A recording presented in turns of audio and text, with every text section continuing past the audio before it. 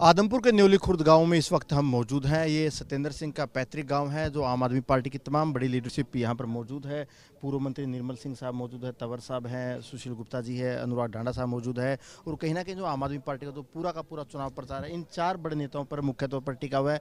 सबसे पहले हम ढांडा साहब से बात करेंगे। ढांडा साहब, आप सत्येंद्र सिंह के गाँव में ही वोट मांग रहे हैं, यहीं पर एक छोटी सी जनसभा कर रहे हैं। खुद के उम्मीदवार के गाँव में ही वोट मांगने की जरूरत क्यों आन पड़ी, या पहले अपने ही गांव को मजबूत करेंगे फिर कहीं और जाएंगे?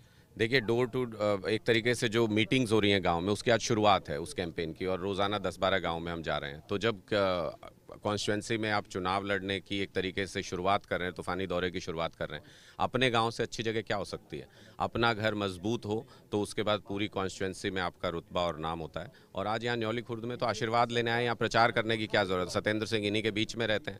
मैं तो पहले भी आया था न्योली, तो यहाँ मैंने लोगों को बोला था कि आपके पास ऐसी अपॉर्चुनिटी आ रही है कि गांव में विधायक आएगा जाएगा, आप हाथ पकड़ के काम करा सकते हो, बोलो ये काम कर, यहीं पे है, रोज़ाना दिखेगा आपको।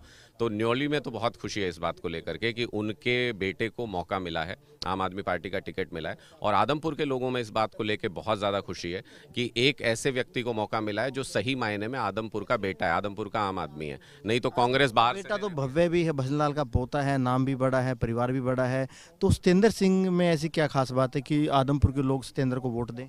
आप दोनों को कंपेयर कर लीजिए कि दोनों में से ज़्यादा आदमपुर में कौन रहा है। आप दोनों को कंपेयर कर लीजिए कि किसका घर किसके यहाँ पे जो भी उनकी ज़मीन जायदाद है, पुश्तैनी जो है, उनको संभालने के लिए कौन आता है यहाँ पे, कौन नहीं आता है। आप दोनों को कंपेयर कर लीजिए, दोनों में से किसका परिवार यहाँ पे ज़्यादा रहता है। आप दोनों को कंपेयर कर लीजिए, कौन यहाँ पे अच्छे और बुरे में लोगों के शरीक होता है। शादी ब्याह में कोई मातम का मौका हो तो कौन शरीक होता है, उसमें कौन लोगों से मिलता है, तो पता चल जाएगा आदमपुर का बेटा कौन है। ये दरअसल बोलने के लिए बोलते हैं कि आदमपुर हमारा परिवार है, लेकिन ये अपने परिवार को ही आदमपुर समझते हैं। ये बिल्कुल उस तरीके की स्थिति कुलदीप बिश्नोई जी के साथ है। इनके लिए अपने परिवार से आगे आदमपुर नहीं है। मान लीजिए कि कुलदीप बिश्नोई जी चुनाव लड़ते थे पहले, जब वो उपलब्ध नहीं होते उनकी पत्नी लड़ लेती है, जब वो उपलब्ध नहीं होते उनके बेटे को लड़वा लिया। तो ये अपने परिवार से बाहर इनको आदमपुर नजर नहीं आता। सही मायने में आदमपुर को रिप्रेजेंट करने के लिए आदमपुर के एक आम आदमी की जरूरत थी, सत्येंद्र सिंह ने कमी पूरी की। बात करेंगे गुप्ता जी, आप तो चलो स्थानीय बेटे की बात कर रहे हैं, लेकिन एसवाईएल का मुद्दा भी अब आदमपुर उपचुनाव में आ चुका है। तमाम बीजेपी के विधायकों सांसदों ने कल प्रेस कॉन्फ्रेंस की है। बीजेपी बार बार कह रही है कि हरियाणा आपको अपना स्टैंड स्पष्ट करना चाहिए। क्या स्टैंड है? 5 साल हो गए हरियाणा बने हुए। केंद्र में बीजेपी की भी सरकार रही और राज्य में भी रही और पंजाब में भी रही। ऐसे ही कांग्रेस की तीनों जगह रही। ये मुद्दा हल नहीं कर पाए, मुद्दा बना के रखना चाहते हैं। आम आदमी पार्टी मुद्दे नहीं बनाती, समस्या हल करती है। हमने स्कूल बदल दिए, हमने हॉस्पिटल बदल दिया, बिजली फ्री कर दी, पानी फ्री कर दिया। मैं कह रहा हूँ कि खेत का पानी भी हर राज्य को मिलना चाहिए, ये केंद्र सरकार की जिम्मेदारी बन जाती है। आज पंजाब के हरियाणा की मीटिंग हुई, क्यों नहीं प्रधानमंत्री उसमें बैठे? अगर वो हल करना चाहते हैं, क्यों नहीं प्रधानमंत्री अपनी बातों को बोलते कि क्या होना चाहिए? तमाम नेताओं ने कल ये भी कहा है कि आम आदमी पार्टी के हरियाणा के नेताओं को भगवंत मान से पानी मांगना चाहिए। पानी पंजाब सरकार ने रोक रखा है, केंद्र सरकार। अगर भगवंत मान के पास पानी होता तो हम तक ले आते। पानी केंद्र सरकार का काम है देने का। 65% बह के पाकिस्तान में जा रहा है, क्यों नहीं रोकती केंद्र सरकार? एक जगह बाढ़ आई रहती है, एक जगह सूखा पड़ा रहता है, क्यों नहीं नदियाँ मिलाती? इनको काम करना नहीं है, इनको सिर्फ मुद्दे बनाना है। हिंदू मुस्लिम पे बांटना है, जाट नून जाट पे बांटना है, पानी पे बांटना है, लड़ाई करानी है, काम नहीं करना। बीजेपी वाले भी लेकिन हमारे ही नेता से मांगते हैं, वो कह रहे हैं भगवंत मान से मांगो। क्यों मोदी जी से क्यों नहीं मांग लेते? विश्वास नहीं है क्या मोदी जी दे देंगे? तंवर साहब से बात करता हूँ। तंवर साहब, आपका तो पुराना इलाका है, आपने तो कांग्रेस में रहते हुए बड़ी मेहनत की। सत्येंद्र सिंह आपके भी साथी है। चारों उम्मीदवारों की बात करें, एक मौजूदा कांग्रेसी है, 3 पूर्व कांग्रेसी है। किस तरीके की लड़ाई आप आदमपुर में देख रहे हैं? देखो, यूँ तो आधी बीजेपी जो है वो कांग्रेस में है। अगर सांसद देखोगे तो वो है कांग्रेस में। 90% बीजेपी के साथ मिले हुए हैं। यही साठगांठ की राजनीति तो खत्म करनी है इस बार।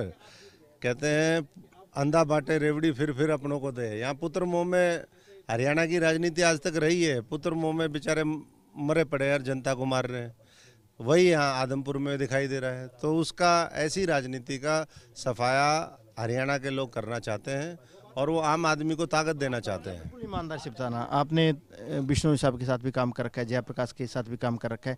कैसा मुकाबला भव्य के साथ और जयप्रकाश के साथ रहने वाला है। अगर नाम देखें, नाम बड़ा है जयप्रकाश का भी, आज से 30 साल पहले केंद्र में मंत्री रह लिए, भव्य बिश्नोई भजनलाल के पोते हैं, तो लड़ाई आसान नहीं लग रही आप लोगों को? देखिए, कहते हैं नाम बड़ा और दर्शन छोटे, और काम उससे भी खोटे। तो इनके तो बहुत बुरा हाल है सब लोगों का। वो आदमपुर के लोग जानते हैं कि कौन इनके बीच में सुख दुख में रहता है, और वो केवल एक ही आदमी है, वो सत्येंद्र सिंह है। वहाँ की राजनीति का शिकार ये हुए हैं। इन्होंने कांग्रेस में मेहनत करी तो यहाँ करके वो बैठ गए, इन्होंने बीजेपी में मेहनत करी यहाँ करके बैठ गए। तो मैं समझता हूँ कि लोग इस बात को समझ रहे हैं कि कौन सच्चा हितैषी है और कौन उनके लिए लड़ना चाहता है, और जो लड़ना चाहता है वो आज आम आदमी पार्टी के साथ है और केजरीवाल जी उनके साथ है। एक आखिरी सवाल निर्मल सिंह साहब से, पूर्व मंत्री हैं निर्मल जी, अगर अनुभव की बात करें, तमाम नेताओं में सबसे लंबा अनुभव आपका राजनीति का, आप आदमपुर को कैसे देखते हैं? आपने चौधरी भजनलाल के साथ भी काम कर रखा, उस वक्त भी आप विधायक थे, और अब उनके पोते चुनाव मैदान में, आप यहाँ की लड़ाई को कैसे देखते हैं? देखिए जी, भजनलाल जी का जो काल है वो 26 साल पुराना हो गया, और जब वो 12 साल चीफ मिनिस्टर थे, उन्होंने काम किए, लोग भी उनके साथ थे। उनकी जो कमाई थी वो कुलदीप नहीं संभाल सका, ये तो जग जाहिर है। उन्होंने रोज़ उसको खोया है, पार्लियामेंट लड़े, हिसार जीते, फिर यहाँ जमान जब्त हो गई, 5-5 सीटें जीती थी, रोज़ पार्टियाँ बदली, जिस पार्टी को गाड़ी देते थे उसमें आ गए, और अब मात्र एक बाई इलेक्शन लड़ रहे हैं, वो भी हारेंगे तो कह देंगे मैं लड़ता तो जीत जाता। बिल्कुल, देखिए आम आदमी पार्टी का जो चुनाव प्रचार है लगातार चल रहा है, इन 4 नेताओं के कंधों पर ज़्यादा जिम्मेदारी, और कहीं ना कहीं अब देखना होगा कि आने वाले दिनों में जो आदमपुर की लड़ाई है किस तरीके से आगे बढ़ती है। कैमरामैन ललित के साथ अनिल मौर्य, खबरें अभी तक, आदमपुर।